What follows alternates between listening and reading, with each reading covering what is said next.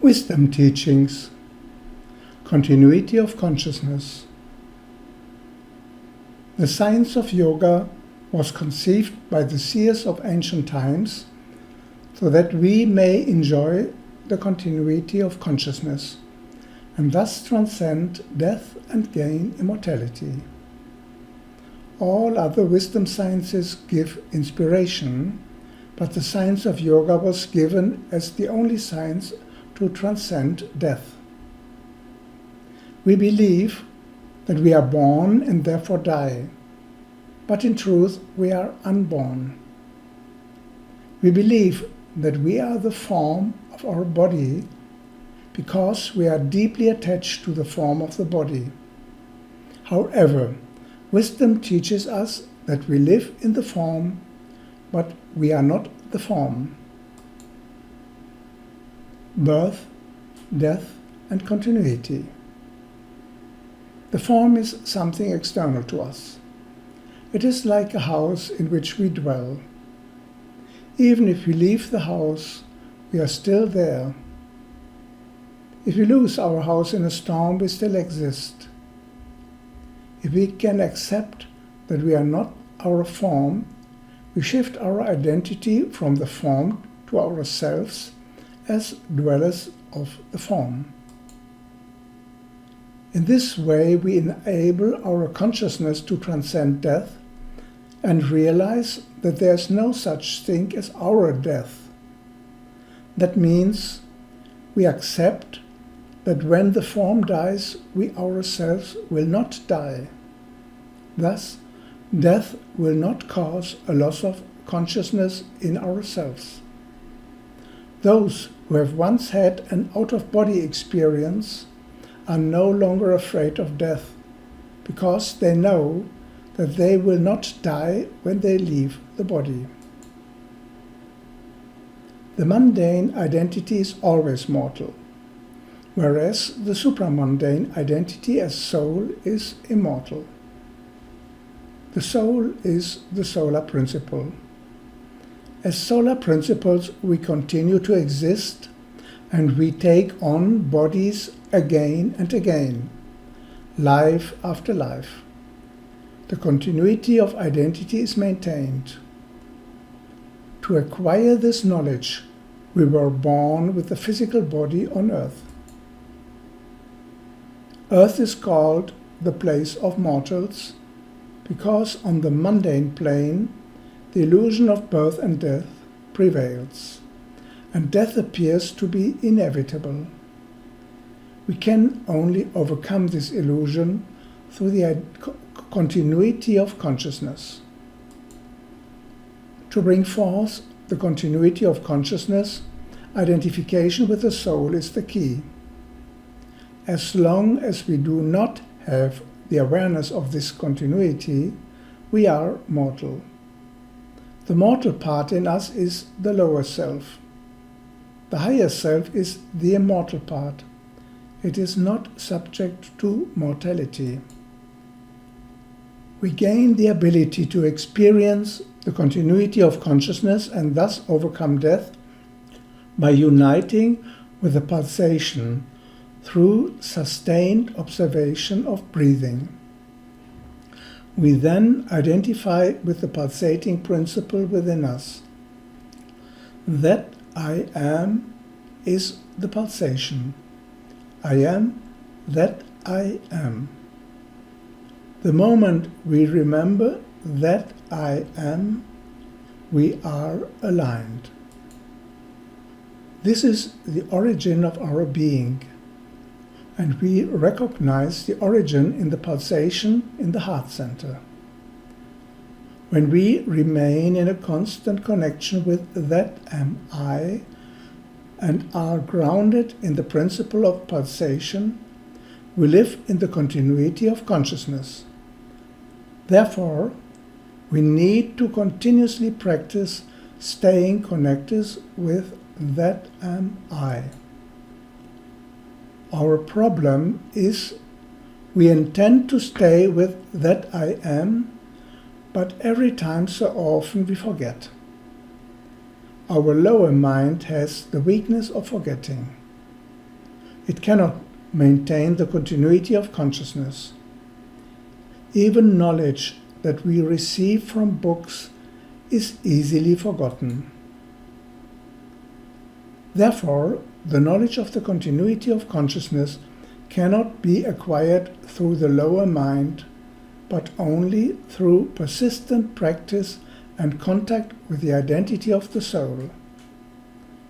The wisdom teachings describe forgetting as death, and death as an interruption in consciousness. Thread of life and thread of consciousness. Mostly people lose consciousness before they die. The thread of consciousness is interrupted, and it has to be found anew in the next life. There is a thread of life and a thread of consciousness. With the thread of life, we are connected to the body. With the thread of consciousness, we work through the body. The thread of life enables us to continue to exist, even in sleep, when consciousness withdraws into itself or goes on journeys and only returns when we awaken. The thread of life forms the way back to the body. At death, this thread of life is cut. A stable thread of consciousness is related to a stable etheric body. This subtle body of golden light has to be built before the physical body falls away. We build this subtle golden body through spiritual practices, especially by daily observing how we slip from wakefulness into sleep and awaken again. Again and again, we leave the body and return. Creating the etheric body. Once the etheric body or light body is built, the thread of consciousness remains, even if the thread of life is broken. We can continue our work in the golden body, and then there is a continuous progress and steadiness of purpose, regardless of how often we take on a body of flesh and blood. A person who is born with such a stable etheric body remembers very early their goal in life and all that they have achieved in the past. As long as consciousness is interrupted, when we leave the body, we lose the memory, and much of the knowledge gained in the previous life is lost.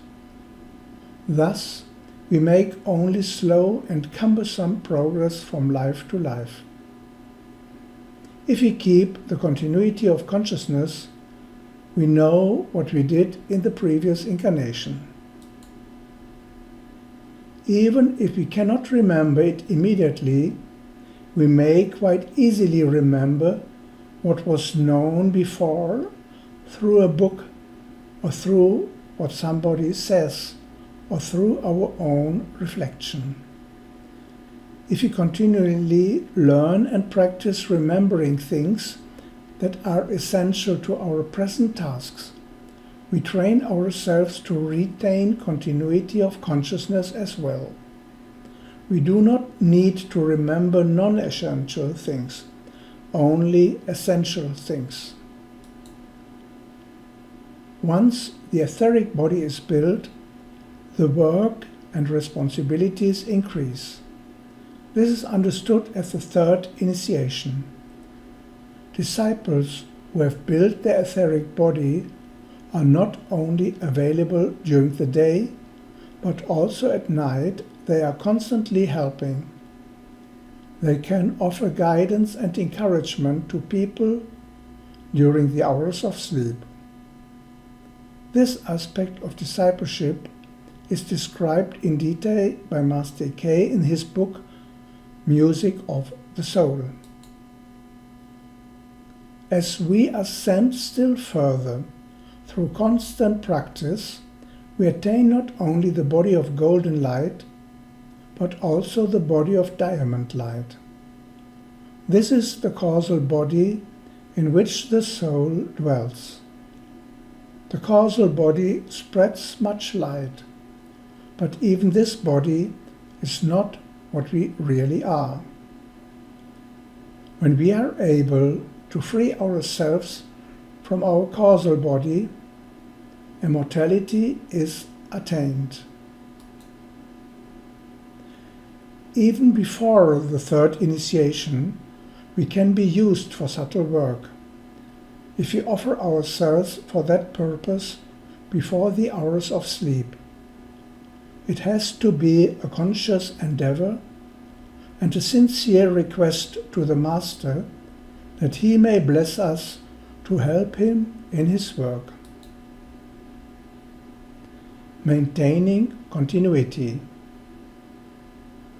Master CVV accelerates the process of holding the continuity of consciousness if we work with the sound CVV, and if we make service an essential part of our life. He said, "You will gain the etheric body. That is my promise. I have come to give the body a new form. I give you a new model that will help you to work better, and this will help to get better awareness. The prayer I give you will enable you to build the etheric body more quickly. For this, we have to work regularly with the prayer. Utter the sound, I will do the repair work. The repair that takes place in the morning lasts for 12 hours. Then utter the sound again, and the repair lasts for another 12 hours. Thus maintain the continuity." The Master also gave the mantra Prana treat, Yoga teach, to take care for our health, to arrange the forces in the body. The Master promised immortality while we are in the physical body. He himself proved 18 times in his life that there is no such thing as death. Every time he was declared dead, he came back and said, "I have told you that I am not dying." The energy spread to Master CVV consolidated us in the etheric body so that there is continuity of consciousness, continuity of the plan, and continuity of intention. We should work for continuity of consciousness as much as we can. And we should continue regardless of any failures. Every effort has its effect, and it is noticed elsewhere. It is never in vain, but strengthens us for the future.